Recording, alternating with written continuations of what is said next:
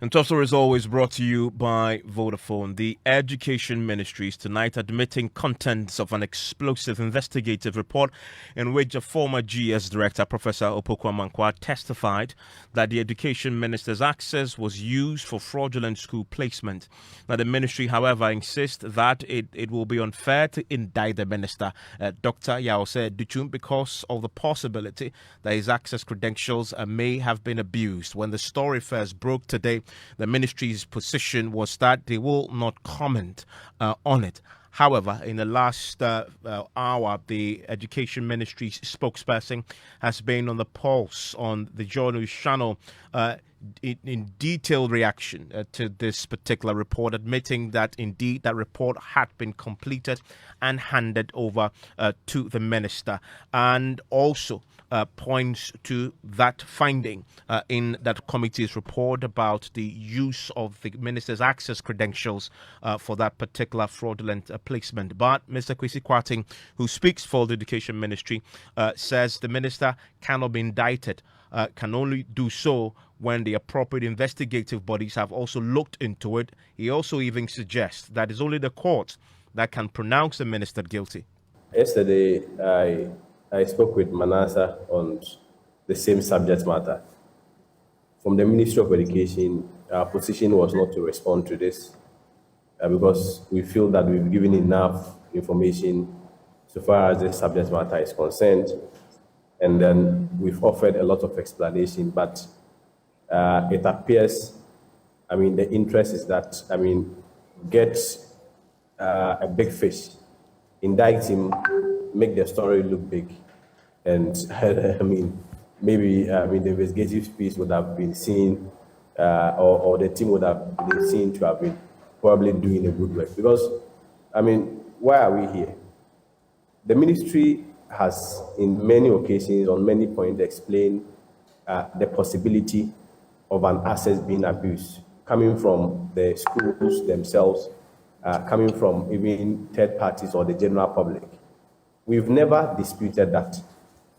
But it will be very simplistic for anybody to indict the Minister for Education just on the basis that the general public came to him through persons. It could be journalists, it could be pastors, it could be ordinary Ghanaians, and that for that matter, some changes were made with regards to effecting a change in their wards placement. Very, very simplistic for you to conclude that because, let's say, the minister's access was used to effect a change, then for that matter, one can indict him. If there should be a conversation about indictment, I'm not sure it's a conversation for radio. It's a conversation for the court. Well, he says he is not questioning the authenticity of that report, but suggests that the minister's credentials may have been abused. That because an effect or changes has been made, and for that matter, if it was made with the minister's access, then it indicts the minister is very weak analogy, okay. Unsustainable. Let's get to it then. You seem to be disputing what it is that the Fourth Estate has put out. Do you concede? You feel there are nuances to it, but let's get some clarity here from your perspective. Who operates the minister's logging access? Granted, that is even myself. It doesn't really change anything. No, I guess it's a specific question. No, you see, the point is that whether or not I answer you in a way that you want, there is an issue that is in contention. The issue is whether or not, one, the access was abused. And the other issue is that, is there a possibility that the access can be abused without even the minister himself knowing? So I'm really struggling to. Yeah, I'm equally granting you that, but I'm just curious to know, how is the minister's logging access operated? The minister can operate it himself. He can also get any of the staff to operate it based on the exigency of the moment. On how many occasions do we have third parties aside the minister himself operate that access? Obviously, I'm unable to speak to that. That's why I said that a staff can do it based on the minister's supervision or his and at the end of the day, based on the exigencies that come, any person could do it based on the minister's instruction. It doesn't matter even if 10 people are doing it. What is most important is that at the end of the day, whoever did it, was it for the purposes of serving the protocol? Yes. Was it abuse? If it was abuse, was the person aware? Did the person take money? These are some of the relevant questions that we should also add in addition to the questions that you are asking. Because so there you have it. That's the spokesperson for the education minister speaking today on the Pulse. But already, anti-corruption campaigners are rejecting the position adopted by the education ministry on the back of the revelations as published today by the Fourth Estate in this investigative report. Adam Senanu, who is an anti-corruption crusader, says the minister must take full responsibility. They intentionally made this exclusive to some individuals. What it then means that is those individuals ought to have taken the highest possible precautions to ensure that nothing untoward happens. The fact that the numbers are large does not take away that responsibility, because that is how the system was designed. And to that extent, therefore, if you recognize that you are going to have to bring other people on board, you needed to engage the consultants to it and bring those factors on board into the discussion, so that the system then takes that on board and says that, okay, the minister is going to assign ABC. They must also have their numbers, their barcodes, their so and so and so forth. And you have a limited number of people who are doing this and who you can track. That is how systems are designed. So really, it's just, I don't want to say my frustration when I hear public officers talk like this. That ought to have been brought to the table, system redesign. Anybody, if it's 2 people or 3 people, each of them is giving coding, is giving the levels of security. And when they get into that system, we can track what they did. It is irresponsible for anybody to behave this way and come back and say, no, I'll allow state entities to investigate, and at the end of the day, then we decide who is culpable. No, the minister is culpable.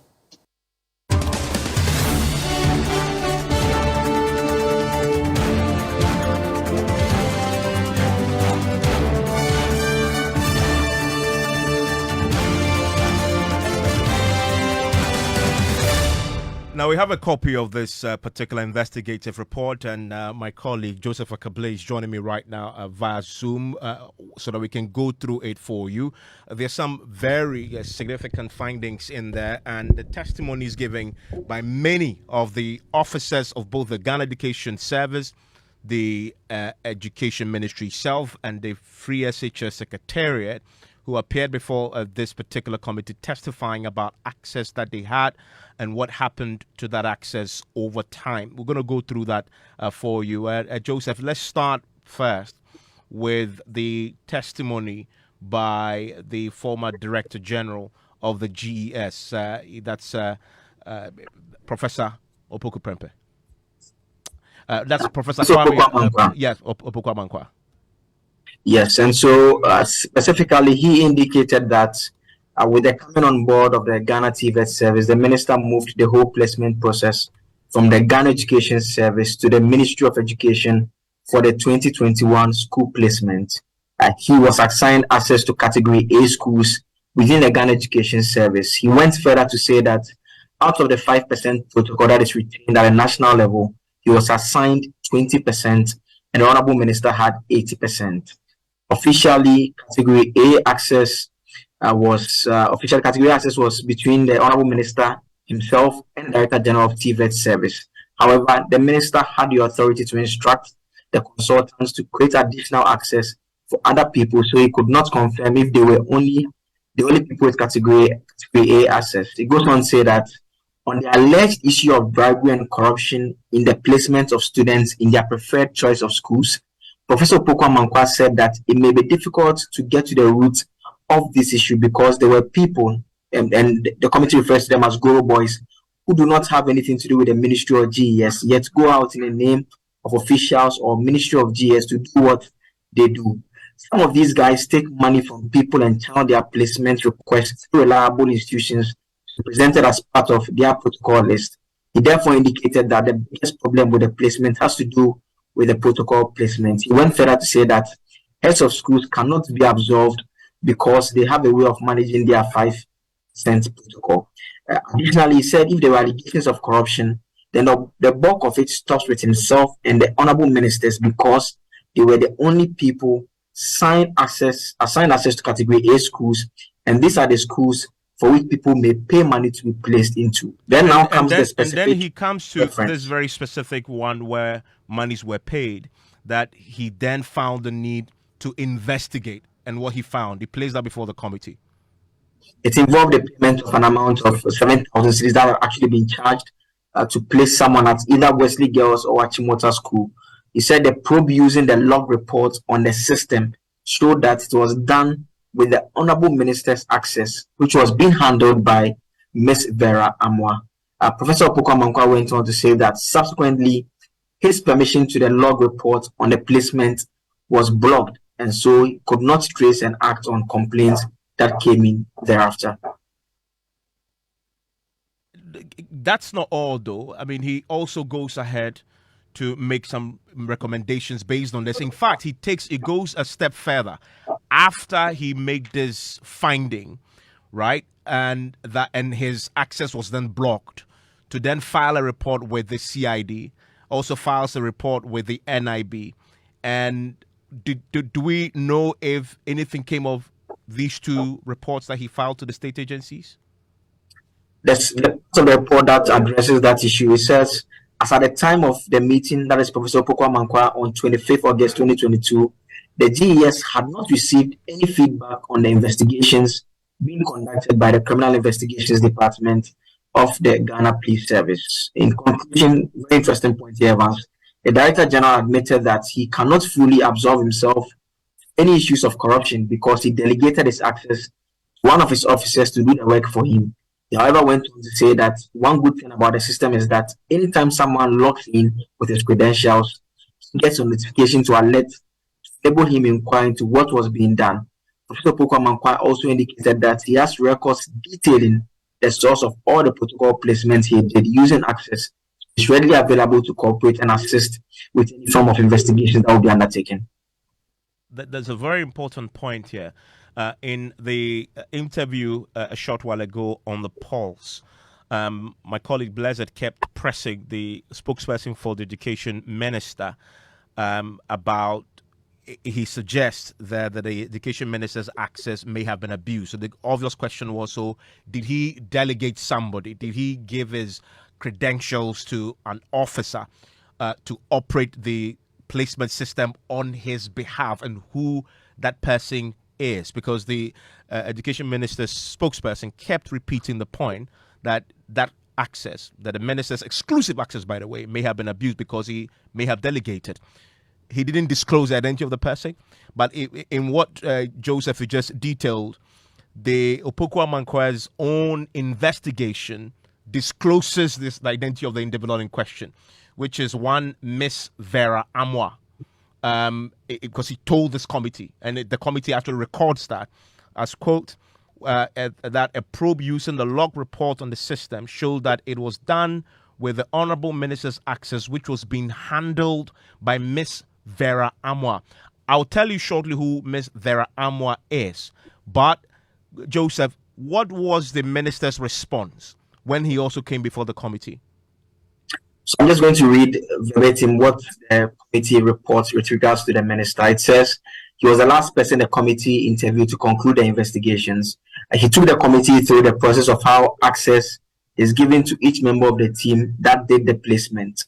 He indicated that he and the Director General were the only people that had access to Category A schools. So this is a confirmation of what Professor Opoku Amankwa had said about the two of them having access to Category A schools. He continues that due to the nature of the placement and how people are able to use their name to have their way, he decided to hide the identity of the person he delegated his access to so that the person cannot be compromised in any way. He indicated that due to the corruption issues that come up every year, he thinks that it is better to keep the one he delegates to work for him on the placement anonymous. He indicated that during his tenure as the deputy minister, it was only the minister that assigns the people access, and he respected that decision and worked with it as such. And so it begs the question. The committee report does not reveal whether he was confronted directly with a specific instance of the 7,000 cities.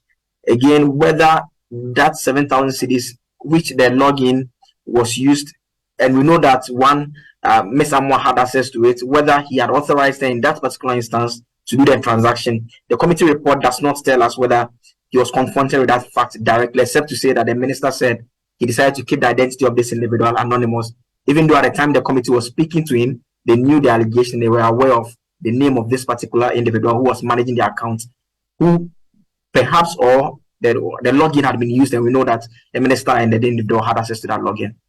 And those are very important questions that remains even on the face of this particular report. And there are we still don't know exactly in what capacity that in Verama operates at the ministry or the GES. We don't know.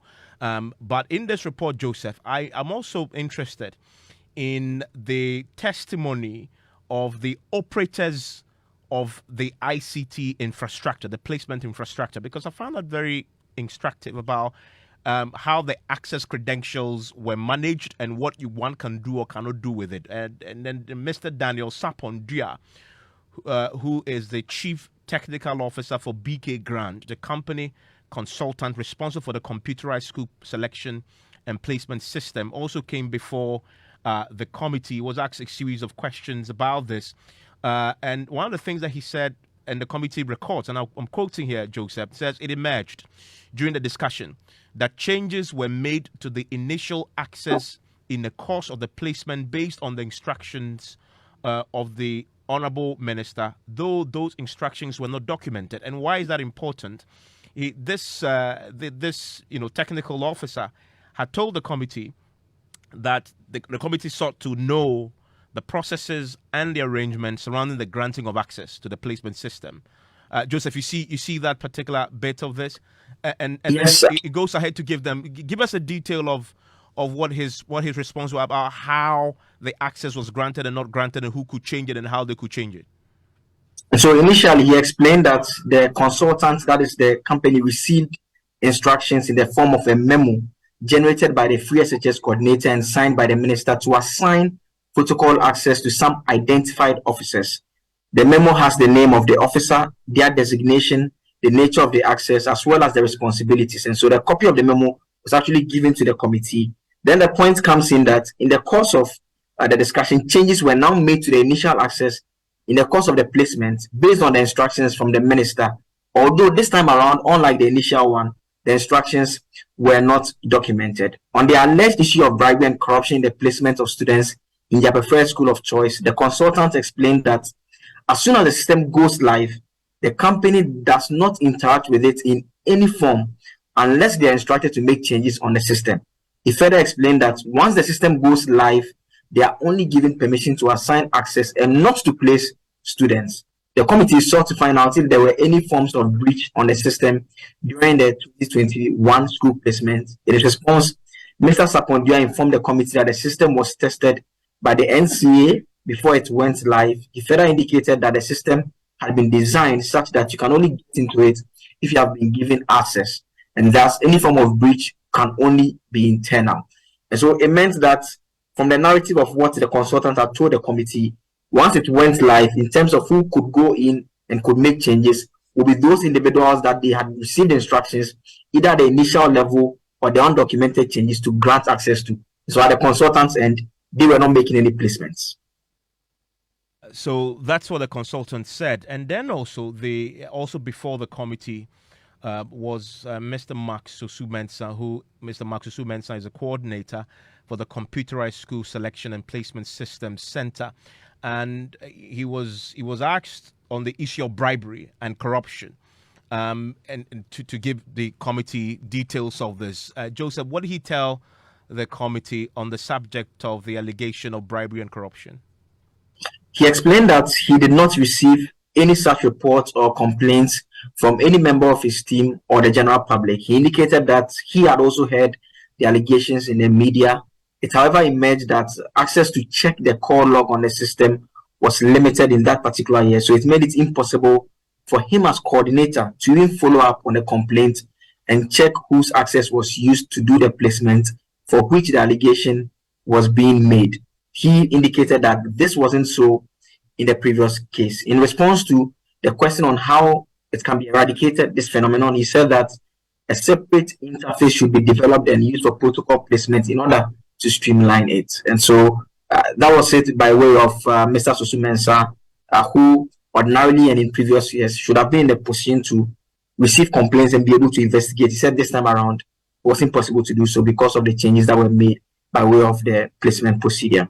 So that he tells the committee that in other words, in previous years, that in 2021, and this report, by the way, Joseph clarify, this report only focused on what has happened, the allegations of corruption in 2021, correct? Yes, that's correct. In 2021. So before 2021, he had access and he could check and verify what has happened in the system and also resolve. But he's telling the committee that before that particular year, 2021, that was the only year he was locked out and so could not follow up. Yes. Okay. So let's quickly go through the findings of the committee and their recommendations after hearing all the witnesses. And so the first finding was that there was no parent that was willing to come out with clear evidence of bribing any officer to place the awards in their school of choice. There were approaches by people to bribe some officers, but they declined the offer. And one person was arrested for attempting to bribe officers at the placement center at the Nat Hall. Access to the system has been delegated to others, including service personnel, to assist in resolving issues brought to the resolution center. And one access could be used to log on to multiple computers. Category A access were delegated to other staff to work on Category A school issues on behalf of the Minister and the Director General of the Ghana Education Service. However, their identities were not disclosed to the committee.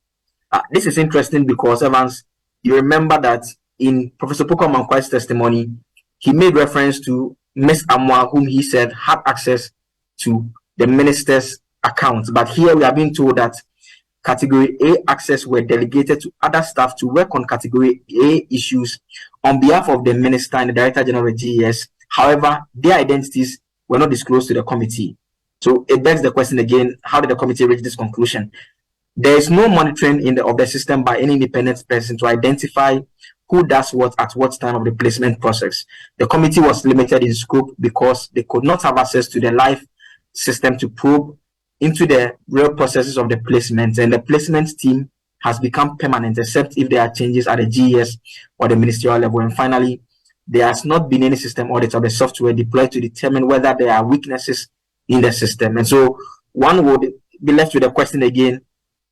The committee did not make any specific findings in relation to the allegation of the 7,000 citizens that are being charged and whether they established that indeed the account that they said to be the minister's account had been used was indeed used, and who had authorized, whether the minister or it was simply done by Ms. Amwa, who had access to the minister's accounts. Joseph, thank you very much. The committee's report itself raises even more questions than the answers, and we'll try and get further details on this. We'll be speaking to the Education Ministry's spokesperson again because there are more questions coming up tonight. Joining me on the telephone line right now is the head of the Africa Education Watch, Kofi Asare. Hello, Kofi. Thanks for your time. You're on Top Story. Hi, good evening, Evans. Also joining me is the member on the Education Committee, Dr. Clement Park. Hello, Doc. Yes, Evans. Good evening. I've been listening to you very attentively. Yes, and Doc, you were on the show with me the night that the story broke that there had been this investigative report, and the minister's spokesperson confirmed that this report had happened and the report had been given to the minister. I remember then both yourself and Kofi were vehement that the minister publishes the report. That hasn't happened. And then today, Fort Estate put it out. Now we have the details. You've had part of it. Your reaction? Well, first of all, let me say good evening to you and good evening to Kofi on the other line. And again, commend the Fourth Estate for a good job. Well done. Evans, as you said earlier, having listened to the excess of the report that you were reading and your other colleague was also reading, clearly the report raises a lot more questions than proper answers. First of all, I think it is interesting and instructive that whilst both the former Director General of the Ghana Education Service, Professor Boku, and the Minister had their day, so to speak, before the committee, the Minister chose not to be transparent with regards to the person that he had given his access code to, with regards to the ability to make placements for grade A schools. And I think it is also instructive to note that Professor Mankwa states very clearly that at some point he was totally locked out of the system. He no longer had access to the system, which would then suggest that the only person that we can see, based on the evidence so far, who had access to the system was the minister. And so while the minister chose to, quote-unquote, protect the identity of the person that he had given his access code to in a matter of this nature, raises a lot of questions. So for me, this again then begs the question as to why the CID and the BNI, now NID, were not allowed to conduct the investigation as originally intended by the Director General of Education. Whilst I'm waiting to see the entire report and to scrutinize it, I am of the opinion that this matter deserves a lot more attention than we are giving it, because we ought to get to the bottom of the issue. For example, again, why is it that we are told that there were other persons who were given access as far as placements to be done in grade A schools were concerned, and yet the identities of those who were given such access have not been revealed? So, as you said, it looks like this committee's work actually throws up a lot more questions that we all have to interrogate. But ultimately, we are going to I would think that we would have to look at an entity that is independent to be able to look into this matter. I don't believe that at this point, either the security agencies or, for that matter, a committee to be set up from within, the Ministry of Education and GES can get us the type of answers that we need. So I'm foreseeing a situation where this matter clearly should be handed over to the Office of the Special Prosecutor to investigate and take it up from there. Stay with me, please. Kofi, please stay with me as well. We're also being joined by the spokesperson for the Education Ministry, Mr. Kwesi Kwarteng. All of you, please stay with me. This obviously is a major subject that we need to explore a bit more on Newsnight, which starts right now. In the next 60 minutes here on Newsnight, more revelations from an investigative report into alleged corruption in the school placement system. We've been hearing tonight from the Ministry of Education admitting contents of that report, in which the former GS director testified that Education Minister's access was used for fraudulent school placement, but says the minister's exclusive access may have been abused. But anti-corruption campaigners say the minister must take full responsibility. We'll be hearing from the ministry and also from the education think tanks that have been poring over this report as it's been breaking the whole day. Also tonight, government imposes total ban on the carrying of arms and ammunition in the Boku enclave following renewed clashes that left 5 dead less than 48 hours after the Regional Security Council met feuding factions in the age-old conflict. To talk to their youth, opinion leaders, the key members of both the Mampres and the Kusases to calm the situation. We'll be live in the community to bring you the very latest, as over 70 pregnant mothers reported dead in the last 2 years because of the absence of qualified health workers.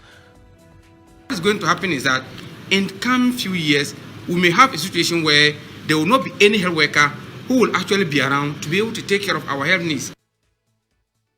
You want to stay with us for that. Also tonight, to sit or not to sit, former minority leader Harun Idrisu stirs controversy as he refuses to take new seats allocated to him by the new minority leadership and ends up sitting with the NPP majority side. And I told them that Honorable Konezade is senior by age, senior even to this house. I will not fit into his chair as somebody who is well trained from home. The majority chief whip has been wading into the controversy as well. We have details plus exclusive details of where exactly Harun Idrisu is expected to sit. Plus, Swami NDC youth organizer remanded by a Sokwa Circuit Court after he was declared wanted for inciting political violence in a video that has gone viral.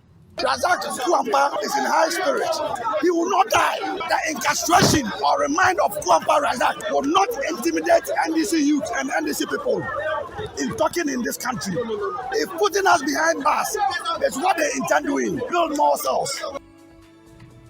And in business, government secures more than 70% participation by bondholders as the administrative window for the domestic debt exchange program ends tomorrow. In sports, we'll be hearing from a teammate of Christian Achu, Samuel Ayomide, who was in the company of the Ghanaian when the earthquake happened on Monday. You want to stay with us for that and more here on News Night. We'll return with details shortly. Stay with us.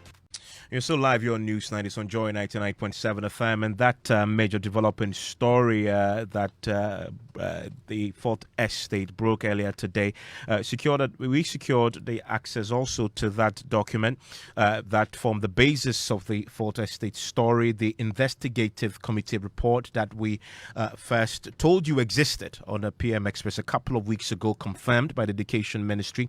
Now we're learning its details, and the major issue in there that has left a lot of questions being asked today is the investigation that was done by the former GS director that established that access that was exclusively in the care of the Education Minister had been used for a fraudulent placement into one of the senior high schools in the country. That was a basis of this document, and the committee had looked extensively into it. We brought you details of this in the last 30 minutes, and I still have with me on the phone the head of the Africa Education Watch, Kofi Asare, also joining us earlier. You heard the member of the Education Committee, Dr. Clement Park, asking that more should be done about this particular investigative report, including the special prosecutor taking an interest in it as well. Thankfully, we also joined by the spokesperson for the Education Ministry. But let me come to you, Mr. Asare. I believe you've seen a copy of this report, and what's your initial reaction? Hello, Mr. Asare. Yeah, Iwan, can you hear me? I can hear you, yes. Yeah, I think that to begin with, let me indicate that the attempt to investigate this matter is positive. Unfortunately, if you look at the mandate of the committee, it's actually bigger than the committee. Because the committee is tasked the letter of, the letter that constituted it to investigate alleged cases of corruption. And I ask myself, is an internal committee competent enough to investigate corruption, which is a criminal offense? I so struggle to appreciate that. So I have a feeling that the mandate given to the committee was bigger than the committee itself. In the committee's investigation, no. Why? Should have been. I'm so on. I'm waiting for my.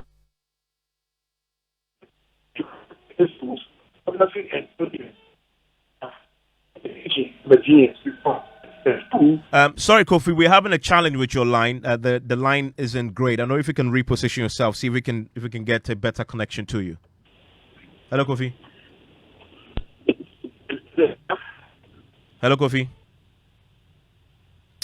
No, I can't hear you at all. Okay, let's see if we can rectify that. And apologies for that interference earlier. The other guest was on the line also.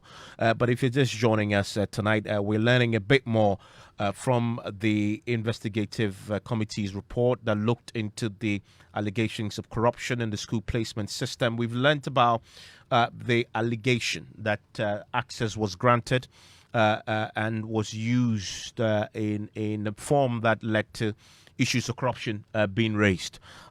We will get into some additional details for you here on Newsnight. We also brought you details of what the Education Minister himself, following the establishment of details put forth by the former GS director, after he had initiated his own probe and established that some issues of fraudulent placement in which 7,000 cedis was paid was traced to access that he exclusively controlled. The minister became before the committee, but what we found is that it appeared that that particular subject the committee was silent on in their interrogation of the minister, or the questions they had put before the minister, because the minister didn't address that specific issue at all. Although indicated that he would rather keep the identity of the person he may have delegated his access to, he will keep that confidential, because, as he puts it, he would rather ensure that person is not compromised in the future. But we know the identity now, because the committee report detailed that when they spoke to Edua Mankwa. Let's bring in the Kofi. Sorry, we lost him briefly. The line wasn't great. Hello, Kofi. Can you hear me? Yeah, I can hear you. It's far better, yes. I hope you can hear me. Yeah, loud and clear. Yeah, you were making the point about the fact that the scope of work was bigger than the committee's own strength to take. Yeah, a careful review of the letter constituting the committee indicates that the committee was tasked to investigate a case of alleged corruption involving persons at the ministry. Now, if you look carefully, only 2 people have exclusive access to Category A schools. So it invariably meant that at the point of constituting the committee, it was obvious that the committee would be, among others, investigating the DG of GNS and the Minister of Education. Now look at the constitution of the committee. Everyone on the committee is an inferior officer to the minister. So it doesn't sit well with me that the committee was clothed with enough to investigate the minister. And I see it as a bit irregular for a minister to constitute a committee to, among others, investigate himself.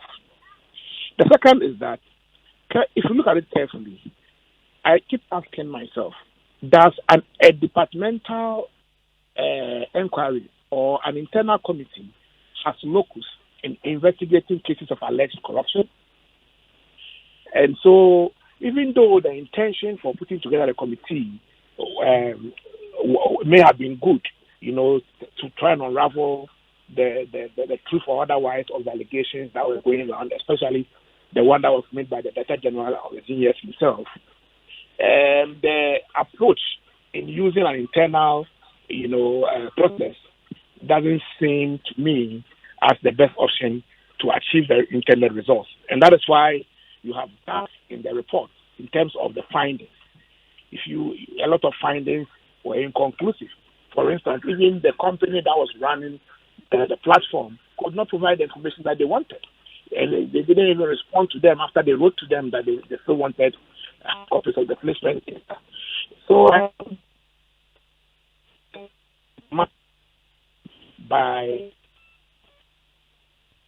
unfortunately, Kofi, we'll have to try again and re-establish contact with you. Thankfully, the Education Minister's spokesperson joining us now on the line, Mr. Kwating, joins us. Hello, Mr. Kwating. Thanks for your time here on Newsnight. Hello, Mr. Kwating.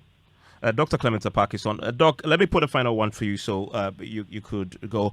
You've indicated that this is a report that must be taken seriously. You're suggesting that the special prosecutor should be brought in as well. Now that we know the document exists, its content is out there. Parliament is back. Do you want to do something about it from your end? Well, obviously, yes. And in fact, I can tell you that the Parliamentary Committee on Education had planned to meet the minister on this matter on Thursday last week. Apparently, the minister had other engagements which made it impossible for him to attend to the invitation.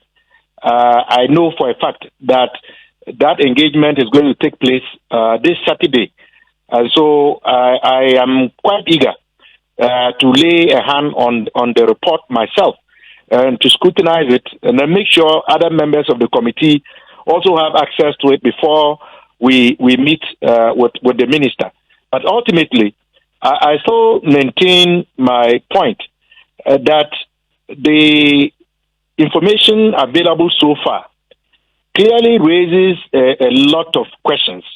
And just before I leave for others to take over in terms of the conversation, Ivan, is it not surprising to you that we are told that before somebody is given access to the system, albeit on behalf of another person, there are supposed to be protocols, including documentation. So how come that in the case of the minister giving his access to another person, we have not seen any documentation, and we don't know why that was made verbal instead of being documented? So there are so many questions that require responses. But given that it is a matter to do with criminality and corruption, clearly the Office of the Special Prosecutor ought to be invited to take a look at this matter. I'm grateful, Dr. Clement Apak there. I want to hear from you as well. 055-1111-997. Now, tonight there is total ban on the carrying of arms and ammunition in the Boku enclave. That's not all. The Interior Ministry is in an executive instrument has renewed the curfew hours imposed on Boku municipality and its environs from 8 p.m. to 5 a.m. until further notice. This follows the latest clashes that led 5 people dead. Police say in the last 3 days, at least 10 people have been shot and 6 died as a result. The others are receiving treatment in the hospital. Upper East Regional Minister Stephen Yakubu, who confirmed this to Joy News, said the development has left the town in a state of emergency. Currently, what we are doing at Westside is to calm things down and for us to have peace. Yesterday, we hear during the night, they were also fighting also. And some people have passed on. Our understanding is that officially about 2, but people are telling us 4, so we are checking to make sure to know the numbers. But this is what is happening. Boku is very charged as we speak now, and we have informed our security services to see what they can do to bring calm to the place. I'm sure you have some initial report as to what could have led to this fresh fighting last night that you're talking about. Yes. After we had left, one person was killed, and that was on that very Monday. And then the following day, 2 people were also killed. I am sure it's because of this that is led to the killings, and now Boku is fully charged. And per the reports that you're getting, we are mentioning 5. How many persons exactly from this fresh killings that we are talking about? How many persons exactly have lost their lives, you'd say? Well, for now, what I know officially is 2. But as I said, I am hearing 4. But officially, we deal with official numbers. If I say official numbers, what the police know, these are the information that I'm giving you. It's rather disturbing to hear you say Boku is currently charged. What exactly then are we doing about the situation to calm tempers? Well, this morning I had a meeting with the National Peace Council. We are drawing our strategies. When this Boku is charged like this, then the military and the police will have to take charge.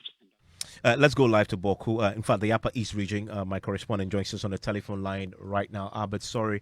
Albert, do we know anything more about the motive behind the latest clashes that has again claimed many lives? Yes, Evan. So we can't tell exactly what the motive was, but if you speak with the security apparatus and people in the communities, this is most likely as a result of reprisals.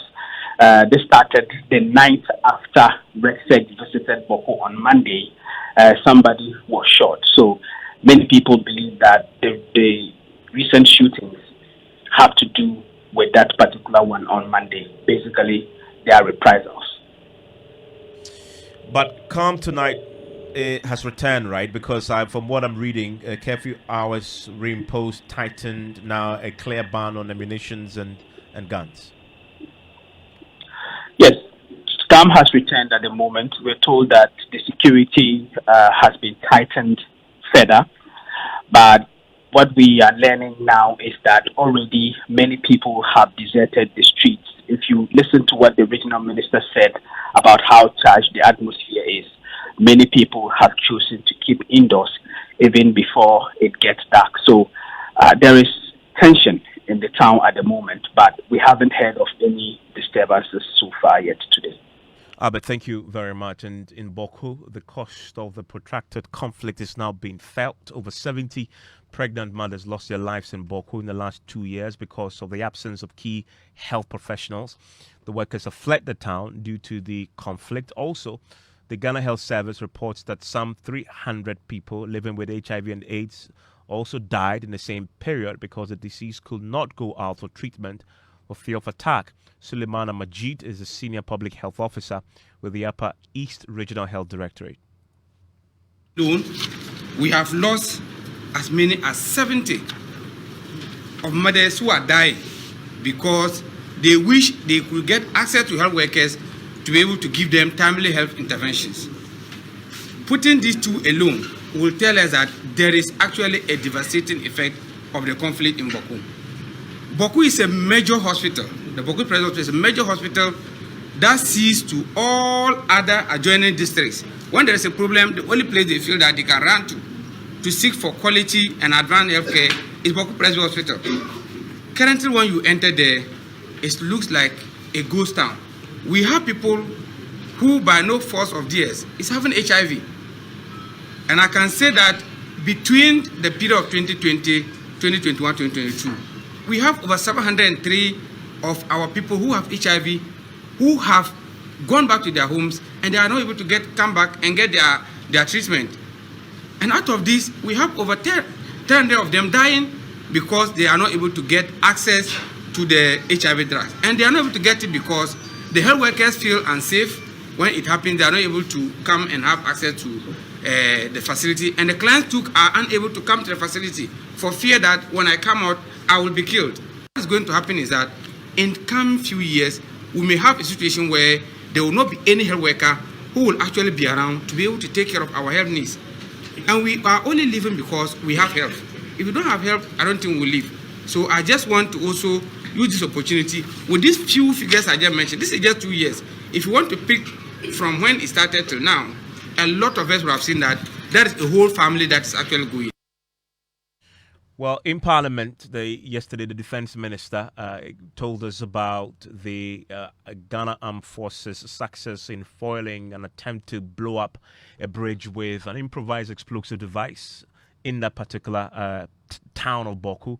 The area recently seen an escalation. The Defense Minister, Dominic Nituo, said the major concern now is the infiltration of terrorist group. If we do not stop what is happening in Boku now and now, we risk the situation where Ghana can be thrown under terrorist attacks. For the first time, Mr. Speaker, 3 days ago, improvised explosive device was used for the first time in this country to try to blow a bridge. Don't let us joke with Boku. Well, the Ghana Catholic Bishops' Conference have a statement on this tonight, Mami.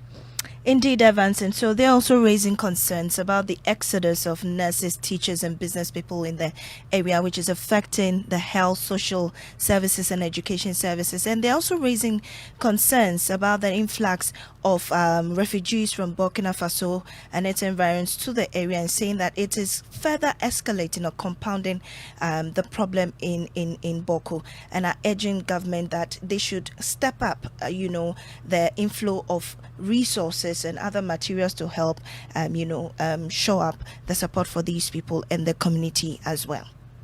Thank you very much. Are you in Boku or its surrounding communities tonight and you're listening to us? Do you want to share with us your experience and what is happening there? 055-1111-997.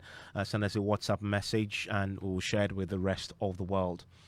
Now, I want to bring you the story of 81-year-old retired medical doctor, Dr. Samuel Amakwe, who is tonight facing near-certain death because of the challenges with accessing dialysis treatment. He says this will be his fate if government failed to pay back his bond investment. Samuel Amakwe is currently at stage 4 of kidney problem, which, according to his doctors, need dialysis treatment to prevent a total kidney failure. Well, he said he invested in the government bonds. As you know, many indeed invested in that as well, trusting that it's the safest investment out there, with the hope to retrieve his money to take care of his medical expenses now that he's old. But with the new turn of events where government said it will be unable to honor their bonds if some of them or all of them do not sign up to the debt exchange program because of the difficulties in the economy right now, and the government is currently asking individual bond holders, including pensioners holding individual bonds, to sign up, and if they don't, the challenges of tradability will be an issue. Well, he and others have for the last few days been picketing at the finance ministry, demanding total exemption from the domestic debt exchange program. My colleague James Kwesi Aveji spoke to him today when they showed up once more at the finance ministry. Well, I'm a sick man. I'm 81-year-old, and I'm spending a lot on my drugs and my treatment. Very soon I'll be on dialysis, and I know dialysis is very expensive. I work on my own. I was a private medical practitioner and retired because of sickness, and I saved so that it will help me look after myself. I live on my money. I invested so that I look after myself. At what point did you buy the government bond? No, I bought it only last year to help me. I wanted to invest to help me look after myself. That's all. No, because I depend on it. And if you sit on it, I cannot look after myself. That's it. I mean, to buy drugs and then dialysis. I'm an old man. I have so many type of diseases. I can't tell you all. But I spend a lot on drugs. And very soon, I'll start dialysis. And I need my money for it. That's why I'm waiting when the September comes, when I collect my money, I will start the dialysis. Dialysis any time from now, because I'm the end of renal failure.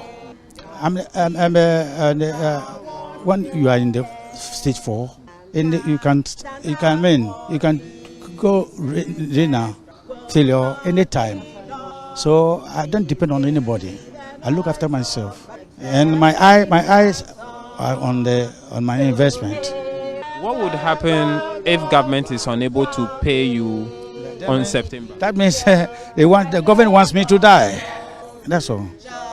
Nobody would look after me. I lost my wife. I live alone. Who will look after me?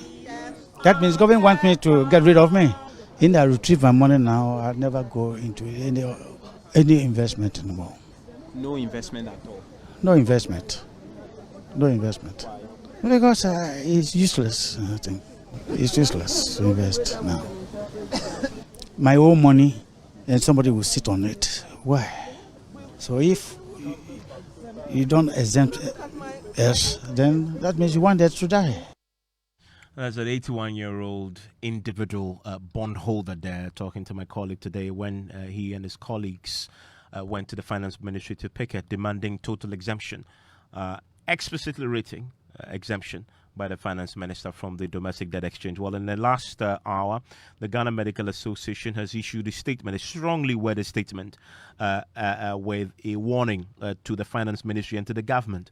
And they make the point in there that they have an agreement signed on Thursday, 22nd December, which says, quote, government has decided to grant exemption to all pension funds in the domestic debt exchange program. And they say in the statement signed by Dr. Titus Bayo, is General Secretary, and Dr. Frank Sribo is the President of the Ghana Medical Association, that in line with this, the GMA's pension fund is duly exempted and does not fall under the current debt exchange program. The Ghana Medical Association takes this opportunity to strongly caution the Ministry of Finance and Government, for that matter, and in no uncertain terms, that any attempt to reclassify the Ghana Medical Association pension fund as something other than a pension fund and place same under the domestic debt exchange program shall be resisted fiercely with very drastic actions that will certainly disrupt the industrial harmony nationwide. That's the latest statement from the Ghana Medical Association. And then George Wiafe is here with business, and you have the very latest on the domestic debt exchange program. Yeah, even so, what we are picking up is that government has secured more than 70% participation by the bondholders as the administrative window for the domestic debt exchange program ends tomorrow. But are they really going to hit the 80% target? Well, we wait to see, and the Bank of Ghana clarifies financing extended to government whilst insisting it had not breached the fiscal support limits. We'll be getting you more details on a statement coming from the Bank of Ghana. The business news on Newsnight is brought to you by MTN Business. Welcome to the new world of business. Alliance Life and Ghana Pay. Oh, you're welcome back to business on Newsnight. Now, government has been able to secure more than 70% participation in the domestic debt exchange program by bondholders. Now, this is what we have picked up from persons with knowledge of the transaction. There is more in this report.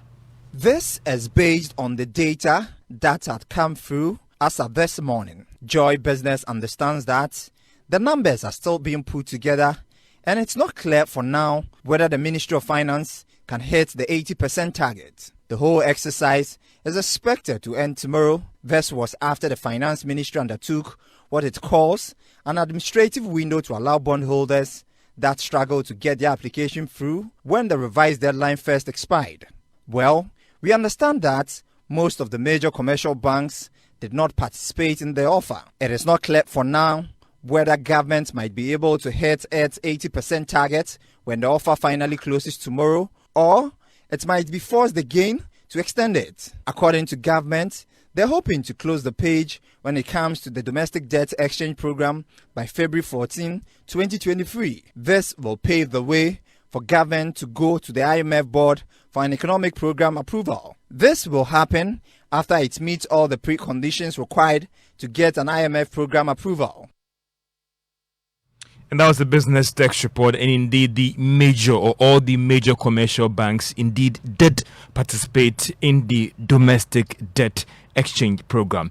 Let's still stay on government operations because former Minister of Finance, that is Setekpe, has maintained that government might not have to wait till the middle of this year to roll out some measures that will help in dealing with its expenditure.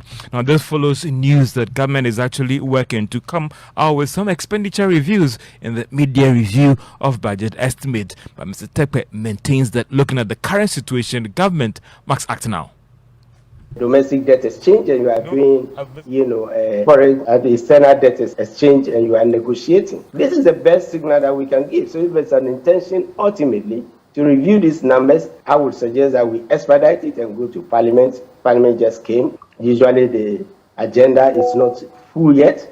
So they can take the issues. And that is the former Minister of Finance, Tekpe, talking about what government can do right now in dealing with its financing of these operations and also expenditure. Now, the Bank of Ghana has denied report that it financed government operations beyond the approved limits by Parliament. The Bank of Ghana, in a statement, first highlighted the circumstances that led to the central bank supporting the government's operation. The bank, in a statement, also maintained that it was purely advanced towards clearing bonds that have matured and not for consumption. The central bank is also insisting that these funds can be easily secured back based on the current arrangement that it has with government. He also argued that whilst the IMF team, the team from the IMF came to assess the situation in terms of the economy, noted that the outcome of what they described as suboptimal was agreed that these temporary arrangements was needed as part of a comprehensive solution to address government's economic policies and programs. Now, the bank is also insisting that these things was not covered or uncovered by the IMF, but rather it was an arrangement that they put forward to the IMF. And the statement gives details of the financing that has been extended to government and the various bond operation. In the statement, the Bank of Ghana says that 7.2 billion actually represents the Bank of Ghana's purchase of treasury bonds to provide them with liquidity and enable them meet the obligations to customers. 8.9 billion representing on lending facilities granted by the International Monetary Fund for onward lending to the government of Ghana. Now, the Bank of Ghana also says in the statement that on net basis, therefore, putting together all these claims and netting it off the deposit liabilities, these transactions will result in an increase in Bank of Ghana's net claim to government of 44.5 billion Ghana cedis. It says that it wants to draw the public attention to a statement by the Honorable Harun Idrisu during the 2023 budget presentation in Parliament, which requested that the Finance Minister should brief Parliament on the extent of the Bank of Ghana financing of government budget, and no new limit was agreed. And that is a statement just coming in from the Bank of Ghana. Moving on to other stories, and government is being urged to actually ensure that it takes extra corrective measures to help manage the economy, not to put all its hopes on the IMF program. Now, there's been an argument that if we don't get the fund program by the end of the first quarter, the economy could actually crash, a move that some say that it is quite interesting. Let's hear the thoughts of Professor Peter Kote, one of those economists who thinks that there should be other initiatives to turn around the economy. It will be good, it will be exciting to achieve the target and then be able to sign on to the program within the first quarter of 2023. So we restore some confidence in the economy. I must add that the IMF program alone will not do the trick. We as a country would also have to try to restructure. Some of the structural rigidities have to be addressed.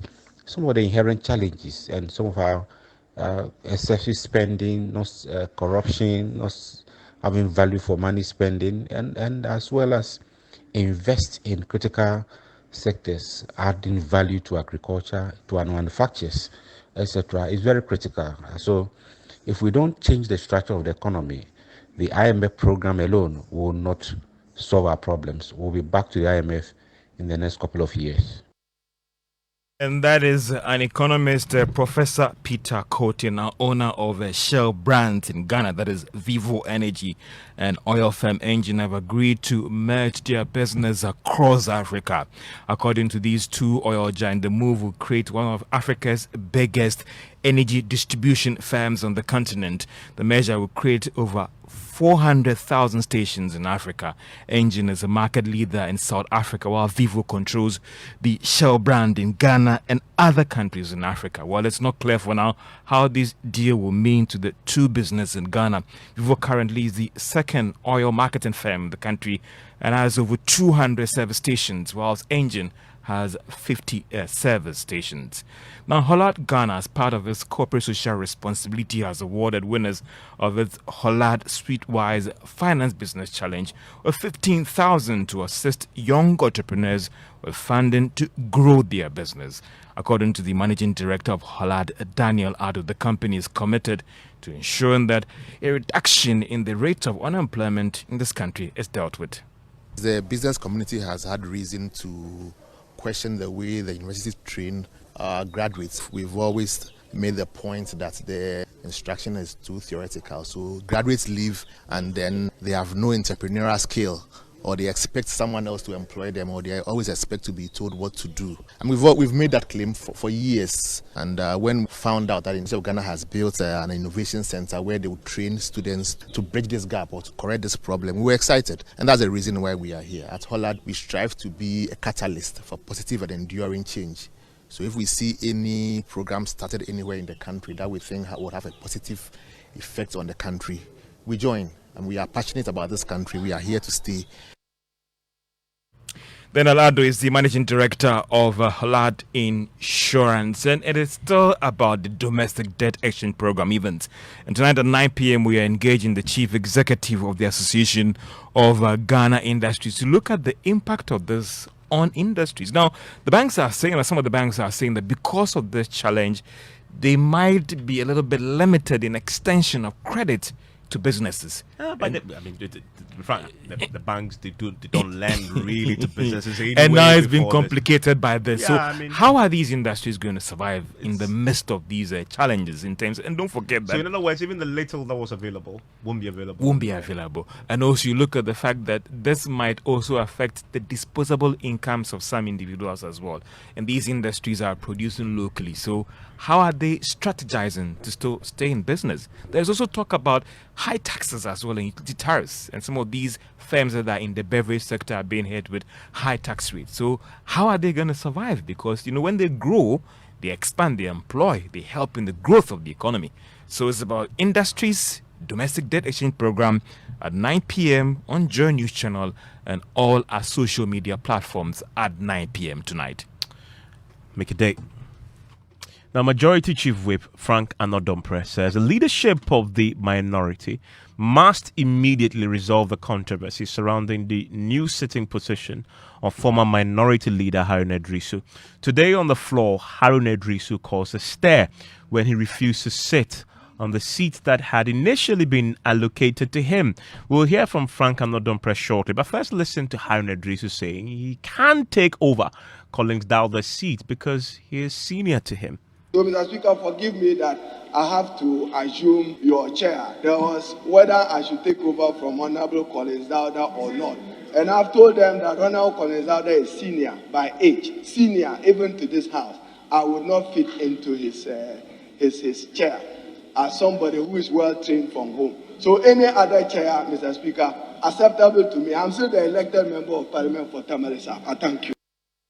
We'll get into why this happened shortly. My parliamentary correspondent will join us. But the majority side are already wading into this controversy. We can listen to the Majority Chief Whip, Frank Anodompre, who says this controversy is untidy and must be resolved. Well, it's one thing for him to have said that. It's another thing for leadership to engage. I think they should do it quickly. The more it festers on, it could create problems. So I'll try and talk to Kwame. If there are things that you should be able to do, the timing is of essence. They have to do it quickly. This is not an issue we should drag. I take a cue from what you are saying, that the positioning, especially for Honorable Harun Edrisu, they should discuss it. And I'm saying this carefully. I am trying to create any bad blood between the current leadership and the previous. I think it's just fair. So and it has to be quick. Let me take you to Parliament. Kweku Asante, our parliamentary correspondent, joins us right now. So, Kweku, talk to me. So, we're learning that Harun Edrisu actually ended up taking a seat on the majority, the MPP side of the House. Isn't that crossing carpet almost? Indeed, exactly, Evans. There are two ways you will be deemed to have crossed carpet: doing that and speaking from the other side of the House and walking across the maze in the House. So Harun Edrisu spoke from the majority side of Parliament today. He sat in the chair belonging to the first Deputy Speaker, Joseph Osengusu, and there were people waxing in the House. That action meant that Harun Edrisu had joined the majority side. We put that question to Frank Anodompre, and he said that to cross carpet, there must be intention to do so, and he does not believe Harun Edrisu intended to cross carpet. In terms of crossing carpet, positioning, the intention. If you look at the law, it's about the intention, the mens rea, the intention. His intention was not to cross carpet.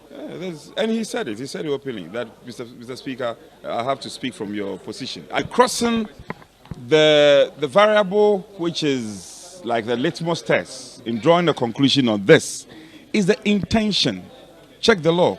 It's about the intention. There was no intention to cross carpet. So, ab initio is dismissed, and you have to dismiss that. But I'm saying that he sought permission publicly.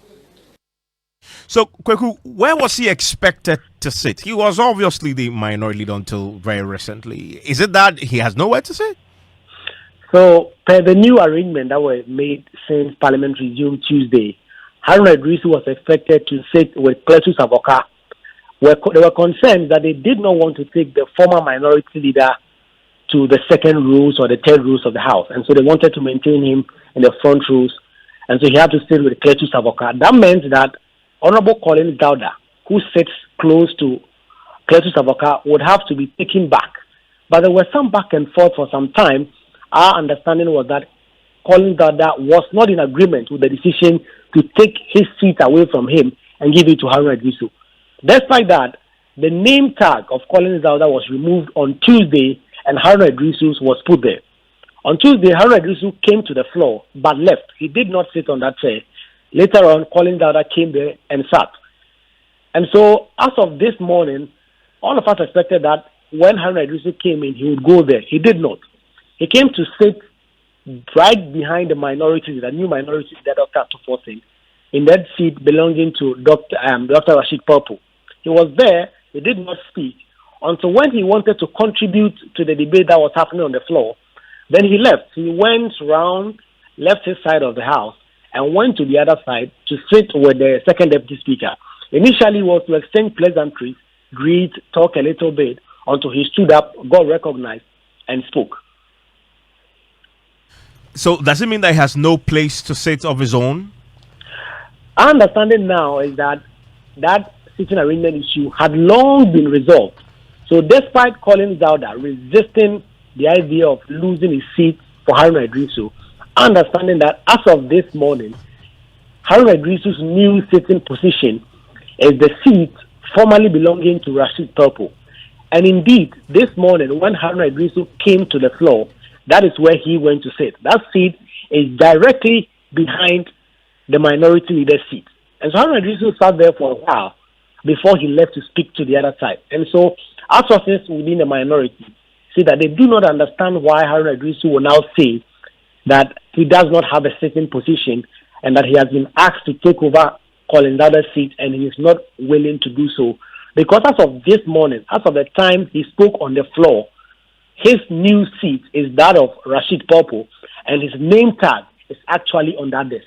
And so according to the new minority leadership, as far as they are concerned, that issue is resolved and did not arise because Haruna Idrisu's new sitting position is behind the minority leader in that seat that formerly was occupied by Rashid Purple.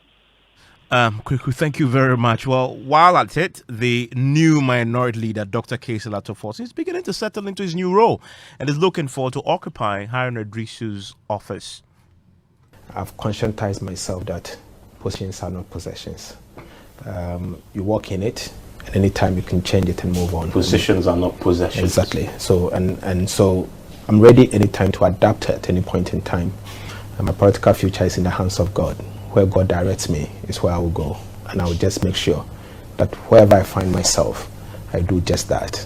And I leave it to what the next opportunity. I mean, viewers will probably notice that you have your picture in the background, which means you're doing an interview in your office as Member of Parliament for Ejumako and the ranking member. Exactly. So should we assume the next time you possibly host your PM Express, it won't be from this office? Exactly. It will be in a different office. Exactly.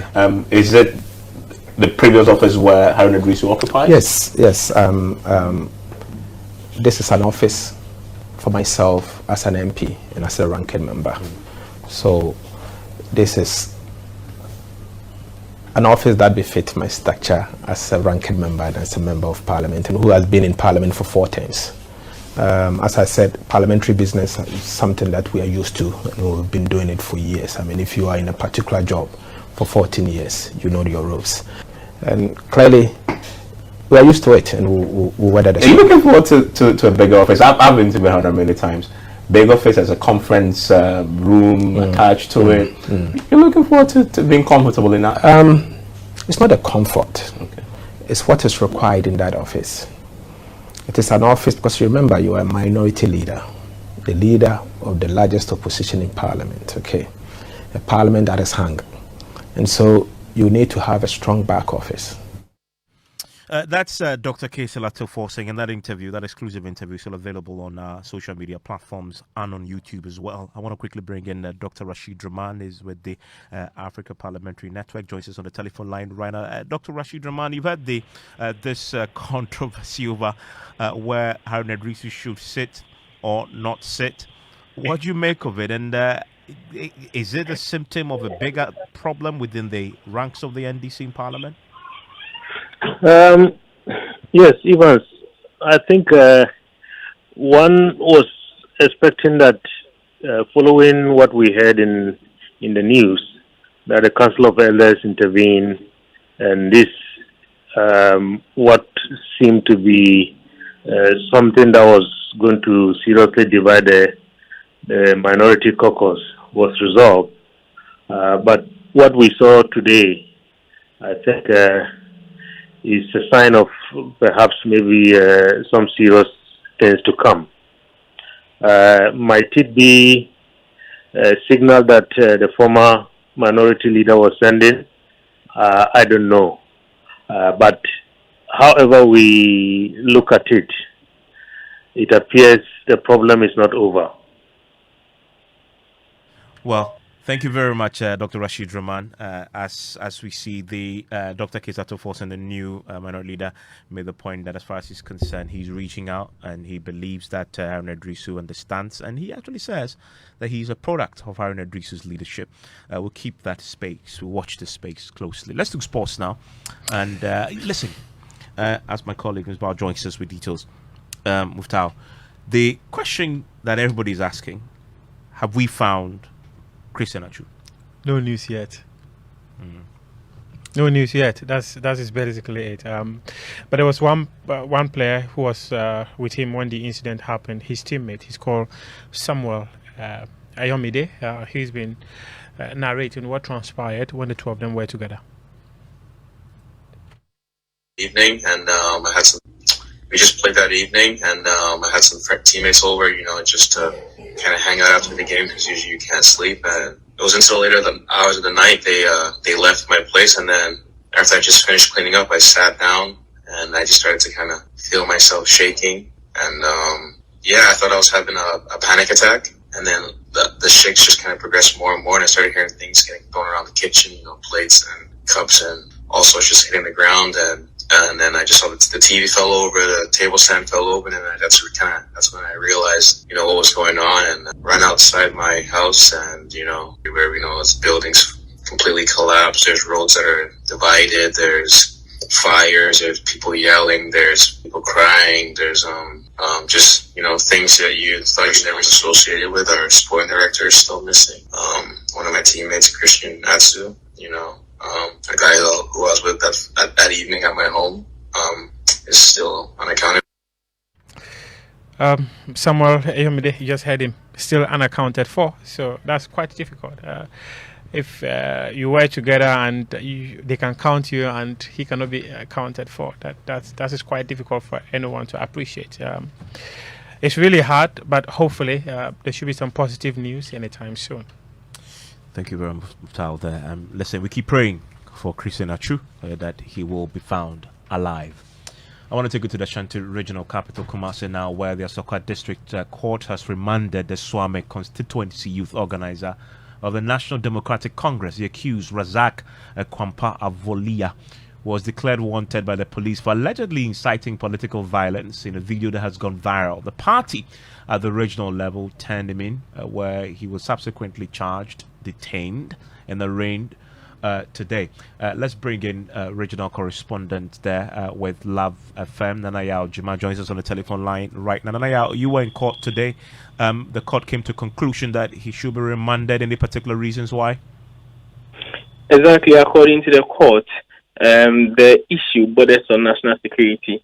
So it is very prudent that they remand him into police custody. This comes before his lawyers had argued that the victim should be, or the accused should be granted bail after he turned himself in.